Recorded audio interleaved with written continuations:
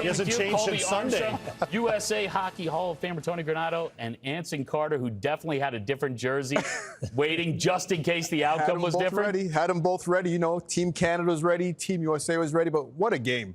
I mean, what an Olympic Games to have the NHL players competing. But Team USA, we're talking off camera. That save with Hellebuck and Taves. Oh my goodness! That's like that Bobby Orr flying through the net. That's going to go and live forever in history. But all I can say is Hughes SA. Hughes SA. Hughes SA. I like it. Right away. That's a good one, yeah. I'm not going to give you the whole back because I think it's appropriate right now. Good. Listen, as someone who has been a part of the Olympics, playing, coaching, taking this all in, Tony, what was it like? Well, lots of emotions. Obviously, we've been here right before the Olympics, the show before the Olympics, and we talked about what it was going to take for the U.S. to win. And we thought goaltending was the key for sure. And then it was, if they do match with Canada, how are they going to slow down the big guys? And they were able to do that, somehow shut them out, which was incredible. But Connor Hellebuck, let's not kid ourselves. He was the MVP. Yep. He did what he needed to do. But going into the tournament, the depth of the U.S. goaltender was what we were bragging about since the last, Four Nations tournament. So it lived up to what it was supposed to live up to be as far as Canada playing the U.S., going to overtime. I mean, unbelievable hockey and the emotions of being an alumni and watching these kids go through it. And one thing that was really special, they included us older guys as part of it. We were on the ride with them. Like, we got phone calls, we got texts, we got some pictures from inside the locker room. They made us feel part of it. So I know I'm old. I know I haven't played in a long time, but I still felt like I was on the ice with them.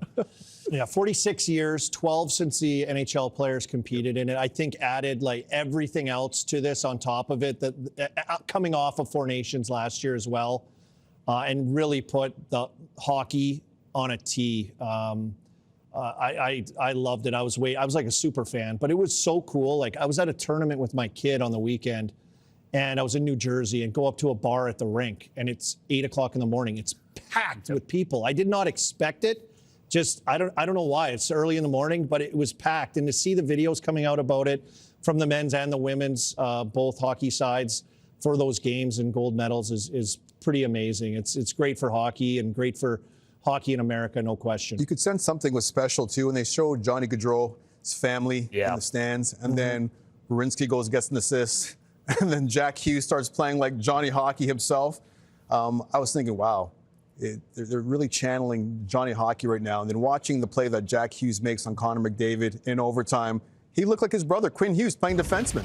And I'm sure number 97's flying down him. He was licking his chops thinking, this is the forward back here. This is Jack Hughes. I am going to dance him like it's nothing. And Jack was strong on the play, gets up ice, wins a couple battles. And Zach Werenski, man, we haven't seen enough from the postseason, Liam, but I think a lot of people now are seeing how good he is being exposed to high-level hockey. It's a different level of appreciation, right, when you're on this stage, because casual sports fans now watch. I mean, I think there are a lot of people that probably didn't know. Listen, I think hockey fans all know who Connor Hellebuck is. I think sports fans have an idea, but now the world knows who Connor Hellebuck is. They know Zach Werenski. Yeah. They know the Hughes brothers. And Jack is now beyond globally famous because that smile and that picture will be out there everywhere. That's an amazing picture. But you mentioned like these little moments, and walking in today, Robert, one of our security guards, he said he was on a flight during it, and everyone had the screen on the flight, and the whole plane just burst into applause. Yeah. I mean, just little moments like that, and it feels like the way this could now. It's hard to say that it'll be like 1980, but you wonder if it can have that type of effect on kids and the next generation of hockey players. I mean, why not? And both on the men's and women's side of things. And when you get heroes like Jack Hughes and Hellebuck and Quinn Hughes and the Kachuk brothers and your little kids and all this excitement's going around, why wouldn't you want to pick up a hockey stick and go out there? So I think the enrollment and the other thing that was really cool about these players, when Chelly and Patrick Kane and the other guys, that their idols were their mentors, were part of this thing as well, and they knew they were cheering for them. That meant a lot to those kids, and that's who they grew up watching. That's why they played the game. That's who they wanted to be when they grew up, and they all did live out their dream of playing in the Olympics and growing up to be their heroes. So there's kids out there. I told you, Liam, offset my 3.5-year-old grandson singing the Star Spangled Banner. He's got his hand on his chest. He doesn't know what he's singing. But for the celebration, he had the USA chants on. He had his USA jersey on. Yep. We haven't got him on the ice to play hockey yet, but I'm pretty sure that question's coming real soon. Oh, yeah, count on it. So it's going to happen. Yeah. And with social media, too, that has the opportunity to amplify the message even bigger. Imagine there was social media in 1980. Oh, my goodness. Oh. What a way to finish. So as a Canadian, though, grew up and played for Team Canada, too.